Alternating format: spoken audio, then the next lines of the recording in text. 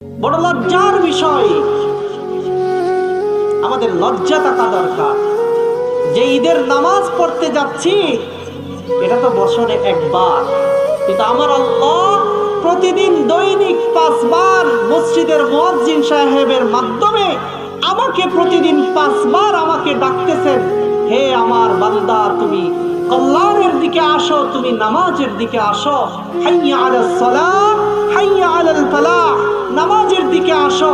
বলেন আপনার বন্ধু যদি আপনাকে দৈনিক 5 বার কল দেওয়ার পরেও যদি আপনাকে না পাই, ওই বন্ধু আপনার সাথে কথা বলবে? বলেন কথা বলবে? বলবে না। আমার আল্লাহ প্রতিদিন আপনাকে 5 বার নামাজের জন্য আহ্বান করে, সপ্তাহে 35 বার আমার আল্লাহ আপনাকে আহ্বান করে। এরকম মাসে কতবার হতে পারে? একটা বছরে কতবার হতে পারে? 2টা বছরে কতবার হতে পারে? আমার জীবন কত বছর বয়সে, আমি কত বছর বয়সে পদার্পণ করেছি, আল্লাহ আমাকে কতবার ডেকেছেন।